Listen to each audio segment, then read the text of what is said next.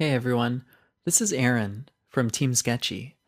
I know what you're thinking. What? Where's Andrew?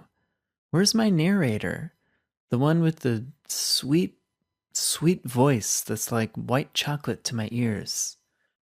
Well, just wanted to introduce myself. My name's Aaron, and I'm going to help wrap up these last few Parasite videos. Also, our next big project in the works is Sketchy Pharmacology, and it's something that I'm helping create and narrate. So soon we'll be able to learn drug-drug interactions sketchy style. Until then, the topic at hand is Babesia, a parasitic protozoa that causes babesiosis. For 25 to 50% of patients, infection with this parasite is subclinical or mild. However, severe cases can cause malaria-like symptoms and even death. Infection can present in several different ways, mainly involving the blood. Since blood is involved, our setting will be in a castle full of vampires. Vampire babes, to be exact. These vampire babes will remind you that babesiosis causes predominantly blood-related symptoms, including hemolytic anemia, hemoglobinuria, and resulting jaundice.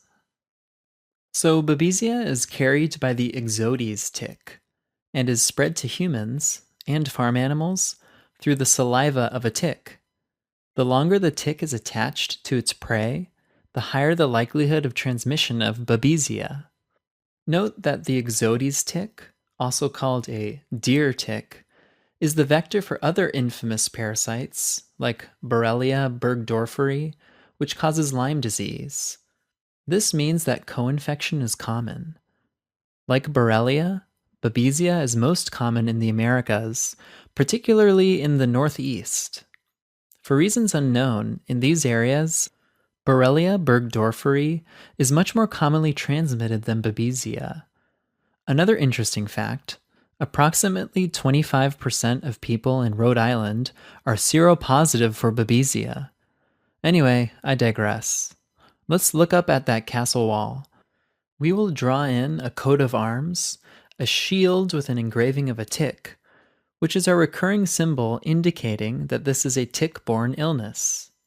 Let's add some antlers above the shields to add to the creepy Gaston-esque decor, and of course to remind us that Ixodes is a deer tick. We mentioned a possible symptom of hemolytic anemia, so we're adding a row of blood-red stained glass windows that are cracked and weather-worn, and shards of glass have fallen to the floor below. Notice how they are round like red blood cells and shattered to remind you of hemolysis. What a beautiful representation of hemolytic anemia. Hemolytic anemia can result in jaundice, so we will include one more vampire babe dressed in yellow under the shattered glass. If you haven't noticed yet, vampire babes are congregating around their next bloody meal. They have captured none other than Robin of Ixodes himself. Ew, I know that guy. This is awkward. Let's represent the other symptoms of babesiosis with poor Robin. He is sweating with fear and febrility from full-fledged babesiosis.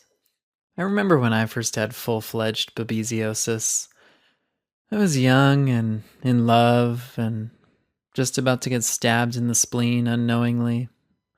Anyways, the bottom of Robin's sweaty shirt is torn in an irregular jagged pattern to remind you of the irregularly cycling fevers.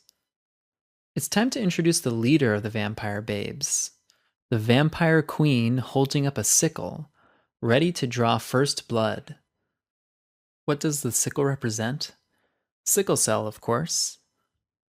What is the relationship between Babesia and sickle cell disease? Well, asplenic patients are more likely to be symptomatic with babesiosis and have a higher risk of severe disease. And patients with sickle cell pretty much have asplenia from autosplenectomy. To illustrate asplenia, we will draw a hole in Robin's tunic in the shape of a spleen. The babes have opened up a window for the queen to cut into one of the bloodiest of organs. So how do you diagnose babesiosis? It is done through a blood smear. See the thick red carpet with a smear of blood on the floor, leading to where Robin is now hanging from the ceiling? It's going to illustrate a blood smear on a slide. Usually it could just be a smear, but we wanted to illustrate a thick smear. In the center, we will place a Maltese cross.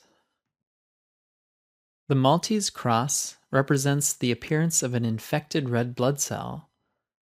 The cross is formed by a tetrad of trophozoites and is helpful for diagnosis of babesiosis and differentiation from malaria, which may look similar.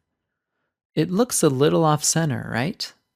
We did that purposely to have it point in the northeast direction. Why? Remember that the geographic distribution of Babesia is predominantly in the US Northeast, along with Borrelia.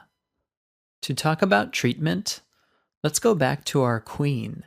Her name is Queen Atova, the Ato vampire queen. Let's include her pet crows perched on her shoulders. Can you imagine what Queen Atova and the crows represent? The drugs used to treat babesiosis, atovaquone and azithromycin. Azithromycin, a frequently used drug, is a macrolide, so remember our recurring symbol of crows for macrolide. Because I feel we should end on a positive note, I'd like to add one more thing. Many healthy people with babesiosis are scarcely symptomatic and can spontaneously recover. Well, that's all. Until our next parasitic infection.